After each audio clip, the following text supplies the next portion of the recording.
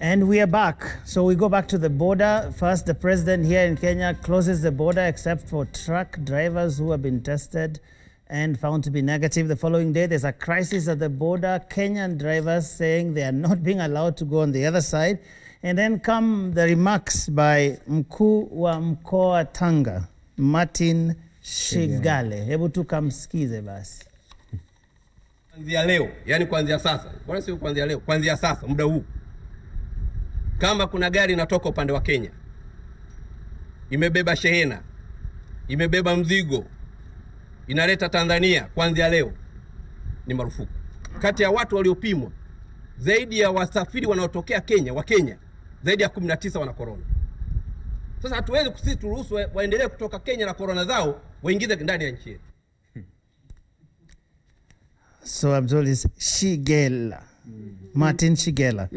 But Lina's a very untidy affair. I mean, considering the historical relations between Kenya and Uganda, a little tasty at times, but generally a very important neighbor. And then consider the fact that also you can't fight this thing if you do not have a coordinated approach, especially in a place like East Africa where movement, both legal and illegal, is so much. When you listen to that statement by the regional commissioner, Shigela, is it? Yep. Yeah. He was speaking to basically take forward what the president had said earlier. And when you look at it, is it strictly about coronavirus? History will tell you, no, it's not. It's not. It is about the delicate diplomatic ties between Kenya and Tanzania. And there's a whole lot of history to it. These are neighboring nations, but yes, friendly sometimes, but a lot of times they are underlying factors. There is some mistrust underneath these relations. And when you try to look at history and place the mistrust, where it takes you is way back to 1960. In 1960, Tanzania was offered independence by Britain. And Nyerere said, we are going to wait for our colleagues, Kenya and Uganda, to be independent so that they become a federation. And we all know Nyerere. You read his history, and this is one of the persons that came closest to what leadership with integrity is about as a person. So Nyerere meant his word. And then Uganda gets independence on 9th October 1962. Yeah. And then 63, there is an arrangement in Kenya of self-governance with Jomo Kenyatta as prime minister. And what it was decided, the three leaders actually met here in Nairobi. Milton Obote of Uganda, Nyerere of Tanzania, and Jomo Kenyatta of Kenya. And they said our history shows that we have the same people, basically.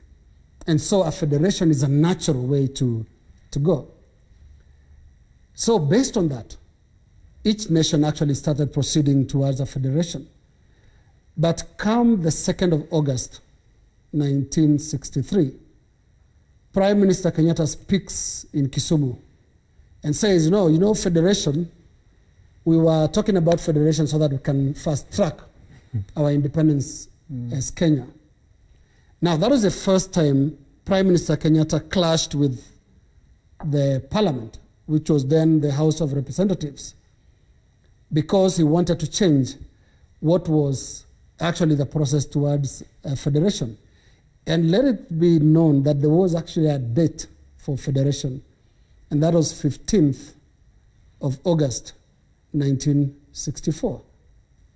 And because the president of Kenya changed his mind and said it was about fast-tracking independence, the House of Representatives attempted to fight back and actually defeated the changes that were introduced by the president and by the then Attorney General Charles Njonjo. And I think the motion was defeated by 59 to 22, which is a big victory for for the House of Representatives. But either way, the president had his way in 64, and they couldn't go the federation way. Now, what that did was, first of all, plant mistrust, that we cannot be trusted with our word. But later events actually vindicated Kenya's stance, because in 67, both Tanzania and Uganda came up with what were ideologically different from what Kenya was pursuing. Mm-hmm. Kenya was capitalist, but in Uganda, Obote introduced the Common Man's Charter, which is a socialist program. And in Tanzania, the same year, Nyerere was pursuing Azimio la Arusha, the Arusha Declaration, which was basically another socialist document. And Kenya said, no, we can't go that way. We all know what then transpired. Even though the East African community was established in the same year of 67, it started on a limping note because ideologically, these three countries were not going the same way. Finally, why there's a lot of mistrust was because there was a lot of exchange of bad words between Kenya and Tanzania. Mm-hmm. And it is on record that Tanzania called Kenya a man-eat-man society because of its capitalist policies. And Kenya fired back and said, Tanzania is a man-eat-nothing society. Mm. So these are things that were happening so early in the independence history of these two countries. Meaning, like neighbors who start off on a bad note, even in the estate or wherever you live, you'll be on your guard. Which is why something very small, so unrelated like coronavirus, which is a virus, not Kenyan, not Tanzanian, can actually spark the kind of tension. And we've seen that in many things, Linus, as you say. We've seen it, for example, we talk about free movement of labor and all of these things, but it's still very difficult for Kenyans, for example, to actually work in Tanzania.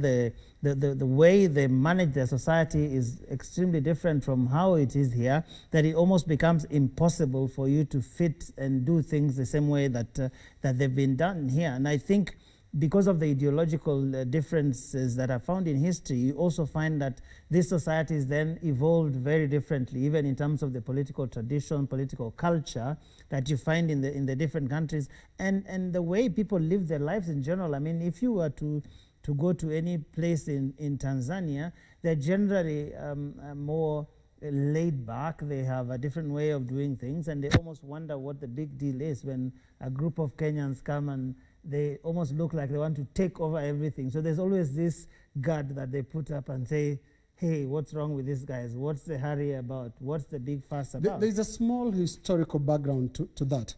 And it's simply how the colonial economy was arranged. The colonial economy favored Kenya. The colonial economy made Nairobi the commercial capital around the region, made it the industrial town. You can hear of the East African industries, and everything that was coming up in Nairobi because in Kenya there was a very, very big settler population. So the economy here was thriving. What settler economy was there in Tanzania? Negligible. What settler economy was there in Uganda? Uganda proved too expensive as a colony, more expensive than Kenya for the British to sustain, that they were slowing down there. The 1962 handing over of independence to Uganda, if you look at some of the historical accounts, was even hurried, like, take it because we don't need this so-called Pearl of Africa expense. So there is also an element. It's not that we are very different. There are some factors that actually favored us. We are the economic, commercial, we were exposed to this before our colleagues in the region. Sure, yeah. Look at the friction. It's heavily commercial. Heavily commercial in the sense that, look at the manifestation of this latest row is the truck drivers' situation at the borders. Why the truck drivers? Because initially there was this closure of movement for people from, countries across the East African region. But there was that exception for cargo that is coming into Kenya and leaving Kenya for various destinations in the East African region.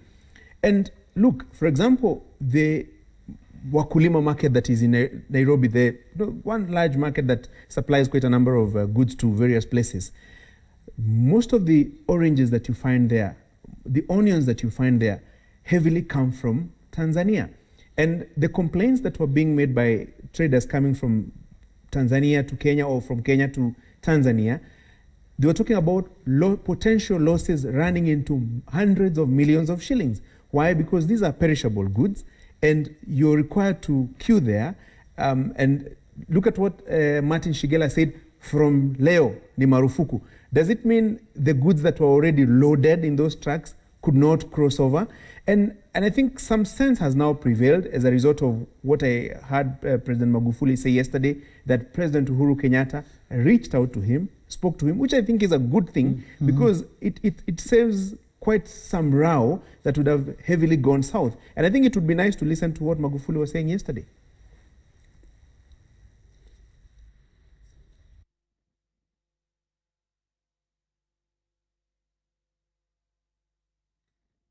Tunaambiwa ugonjwa huu ukijifungia, immune system yako ya kupambana na magonjwa inapotea. Kwa hiyo tunatakiwa tuwe hivi huru, na ndio maana sikutaka kuwafungia watu majumbani. Wewe unayeuza nguo zako pale, ningekufungia majumbani, ungekula nini? Watu wanaohangaika kwenye mipunga wangelima nini? Kwa hiyo ninawaomba leo, juzi ile nilipigiwa simu na Mheshimiwa Kenyatta, Rais wa Kenya. Alinipigia nikiwa bado Chato akinipa pole, na akawa amenielezea mambo haya ya corona kidogo, na leo nimezungumza naye pia akanieleza, na mimi tumekubaliana naye. Kuna tumigogoro kule mpakani. Wa Kenya ni marafiki zetu. You see mgogoro mdogo, it's a heavy issue, and you can see how the president was trying to make it look like tumeelewana. It wasn't a big deal as it was made to look like, but it was a big deal, very, very big deal, because Kenya, Tanzania, Uganda are critical trading partners. If you lock out Tanzania, if you lock out Uganda, the Kenyan economy suffers. If you lock out Kenya from Tanzania, the Tanzanian economy suffers. So at the end of the day, the East African nations depend on each other. Their economies depend on each other. So while we are dealing with this coronavirus, the mistrust, historical as it is, they still need each other. These countries in the East African region need each other. So ultimately, we just have to find ways of living with each other, because that is the situation that we find ourselves in. Because it is important that we acknowledge that there is a problem at the border. I remember it was just 2 days ago when we were informed during one of the briefings that there were 53 drivers who tested positive along the border, and 51 of them are from Tanzania and 2 are from Burundi, and they were turned back. They were not allowed to come into the country. So we need to admit that there is a problem at the border, and we need to be careful about who we allow in and who goes out. But then now we had the issue of, it was even spoken, I think, by one of the, actually, I think it was the Tanga Regional Commission, I'm not sure, but they spoke about the testing and saying that people who had been tested positive in Kenya and tested in Tanzania, they were negative. And we spoke about this last week, about having a standardized method of testing, so that if one is tested in Kenya and they go to Tanzania, whatever certificate or paper they have showing that they're tested positive or negative should be valid in that country. And finally, I think we need to acknowledge that President Magufuli actually announced today that schools, actually universities in the country, will be opening from 1st of June this year. That's in the next few days. And that 6th grade students in the country who are set for the exams will also resume school on June 1st. And then also they had said that they're going to start having all games, including the Premier League, will return on that same June 1st. Of course, the ministries are supposed to see modulators of how people will be attending these games. But consider the fact that we are still having that push and pull here in Kenya about whether we go back to school or we don't. Even have a committee that was set up to look into the issue, and they had been collecting views views from Kenyans, and we had I think it was Wilson Sossion saying we should not take our kids back to school. We have children who are worried about whether they'll do exams or not at the end of this year, KCSE and KCPE, and you have parents who are worried about their children. And the research had shown, I think, a huge percentage of children, since schools closed, had not even had a chance to study anything because they have no access to the internet, or they have no access to television or radio, and they're unable to continue with their lessons. But now our neighbors in Tanzania are willing to go ahead and start opening up in education institutions and stadiums for games as soon as 1st of June 2020, which is in the next week or so. Let's not delude ourselves.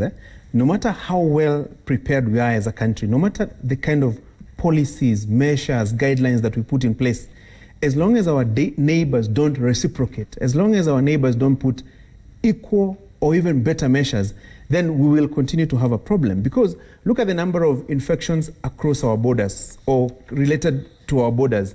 They're increasing. So there is need for the standardized testing that you're talking about, but also concerted efforts, in the sense that what Uganda is doing, what Tanzania is doing, what Kenya is doing, there must be, a synchronized way of dealing with it. Otherwise, we may do very well to put out our fire here, but as long as our neighbors' houses are burning, we will continue to have a problem. And it has to be a very careful process, Joe.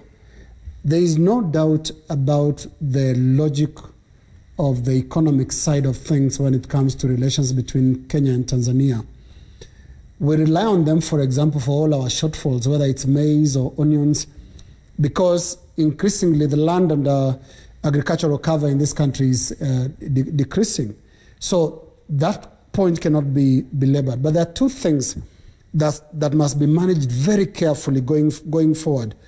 One is the sensitivity of President John Pombe Magufuli about the position and approach Tanzania has taken when it comes to handling this COVID issue, because it's dramatically different from that taken by Kenya and Uganda. So you don't go there and tell them, you're not doing it the right way. It's something that we have to manage how we view that approach taken by Tanzania. Number two, of course, is the soft diplomacy. Let's remember there is that underlying mistrust. And somebody the other day raised the issue of Magufuli sending 2 peacocks, were they, to President Uhuru Kenyatta as a sign of friendship. Those are small little things, but they are very, very important, considering where President Magufuli and President Kenyatta came from. There was the Tanzanian election very closely contested between Magufuli of Chama Cha Mapinduzi and Edward Lowassa of Chadema. And Jubilee, the Uhuru Kenyatta administration, they threw their lot with Lowassa, yes, appeared to support Lowassa. This is unprecedented in East African affairs. We don't know of a party supported by Uganda or a party supported by Tanzania when it comes to our elections. And so there could be that underlying rage in Magufuli's heart somewhere, that, look, you never treated us right when it came to my very, very closely contested elections. So those two things, his stance on the COVID, and of course, the soft diplomatic issues must be managed well. Joe, allow me to read this one statement from a friend of mine who is a viewer in Tanzania. He's telling me, guys, regional commissioners in Tanzania are political appointees, and these knee-jerk political statements or actions, Mheshimiwa John Pombe Magufuli, the president, has the final word on everything. Both Kenya and Tanzania shall resolve this as a matter of priority because it is costly for both countries. It is also an election year in Tanzania. And Mwanza, Mara, Arusha, Kilimanjaro, and Tanga regions are critical voting blocks that depend on trade with Kenya. So the RC's political rhetoric shall be resolved by the incumbent because these areas are critical local votes in the rich border communities. We need to move on now, Joe, to politics. Please go and look for those peacocks.